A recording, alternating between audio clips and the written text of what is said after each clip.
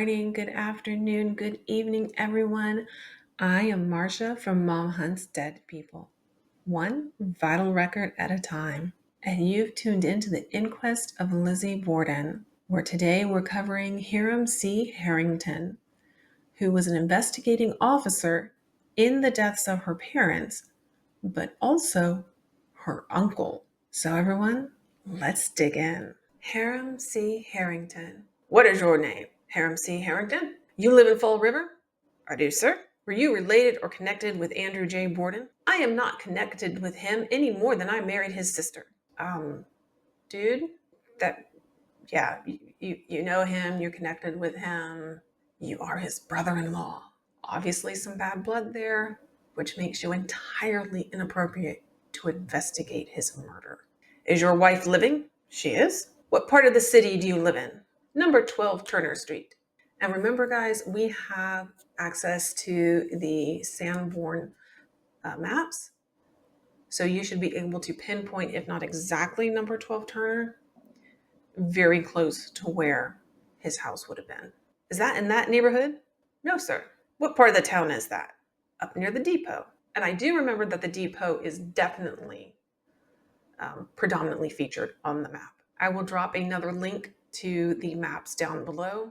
And if you are unfamiliar with them because you're turning in late and you just kind of are doing these out of order, the Sanborn maps were created by the Sanborn Fire Insurance Company. But they were absolutely prolific. These were physical maps. They are now scanned and ready for you to peruse as needed. But they have a wealth of information. So whether you're into genealogy, family history, maybe even you just really want to nerd out about what kind of fire provisions people had back in the day, this would have them. It would also have the shape of a city, which can be pretty fascinating in and of itself. Were you on familiar terms with all the household? No, sir. Were you with any of them? Yes, sir. Which of them were you not? All except Mr. Borden. So he's saying that he's actually pretty familiar with everybody in the house except his brother-in-law. He couldn't give a flying fuck about his brother-in-law. Mr. Borden himself. Mr. Borden himself? You and he did not speak. You and he were unfriendly. You and he were not on good terms. We never had no words or anything of that kind. Some years ago, I thought he was hard, and I cut his acquaintance. That is, he came to my house, and I would leave the room. And he very soon saw I cut his acquaintance, and he did mine. Kind of almost an adult way to handle that. I'm not sure what he meant by he thought he was hard. Maybe he just thought he was like a strict man or something. It would have been more adultly to, be civil, whether you like the person or not. But I suppose this is a close-ish second, is to just leave if you really, really can't stand the person. But see, this is why I have a problem with Harrington investigating this case. He's saying, I don't like the dude to the point that when he comes over, I'm out. So shouldn't Harrington be a suspect? I mean, well, maybe not. No, I guess he would be ruled out. He should have been a suspect and then quickly ruled out because he was on duty at the time of the murder. And he was with the other guy, whose name is escaping me at the moment. We'll have to go back and look at that one. But you continued on good terms with the rest of the family. Yes, friendly to them. That takes in the wife and the daughters? Yes. Did you go to the house any? No, I did not go to the house. Any more than sometimes on business. That is, sometimes my wife wanted to send a letter or to invite the girls or something of that kind. I would go to the house. Sometimes I met him at the door and have spoken. Do you know what the relations were between the daughters and the mother? I did not go into the house. All I can tell is hearsay. That is from them. The stepmother never mentioned it in my presence.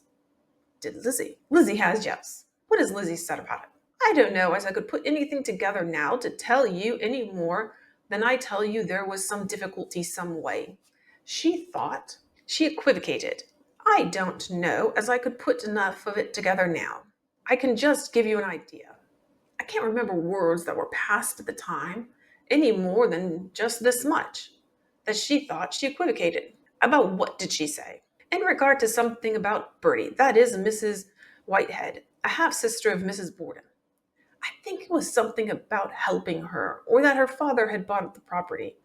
The general construction I have got of what she said, and from what little I learned, was that he had bought the property and gave it to his wife.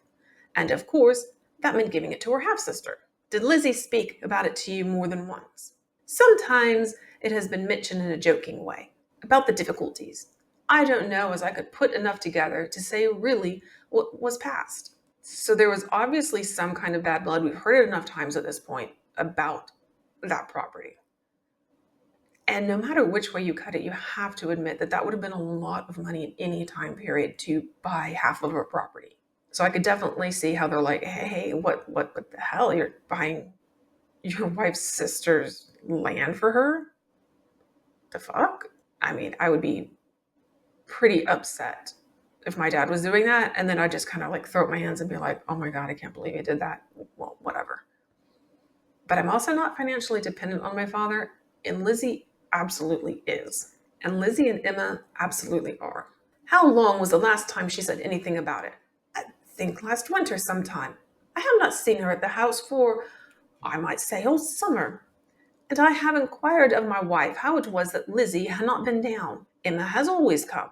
And the reply I would get from her was that Lizzie was into everything. That is, the works in the church, and her time was occupied. That is what I would get from her. When she spoke about it last winter, what did she say about it? I don't know as I could tell any more than to speak kind of sneeringly of Mrs. Borden. She always called her Mrs. Borden or Mrs. B.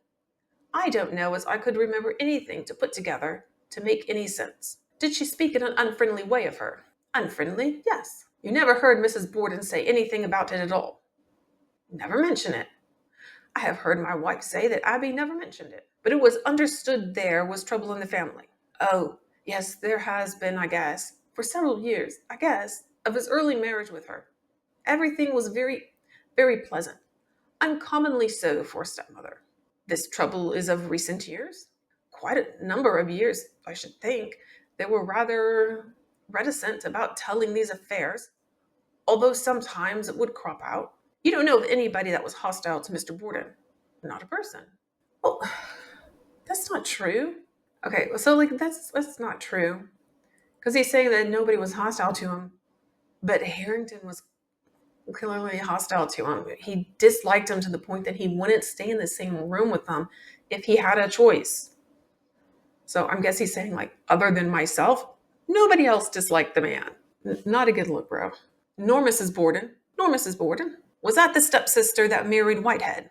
A half-sister of Mrs. Borden. That is the one that married Whitehead that you have been telling about. Yes, sir.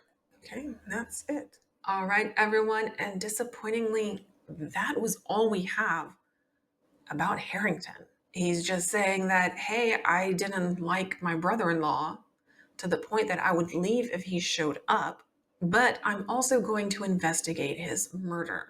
And by the way, one of my nieces severely disliked my brother-in-law's wife.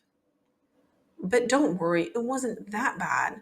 All the hatred was said in a joking manner. And while I don't have the hot goss, I have the hot goss.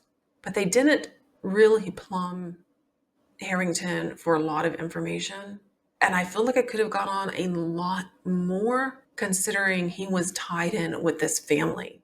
And I can't help but wonder whether he got a pass from the Inquisition because of his position as an officer and Morshett as an investigating officer.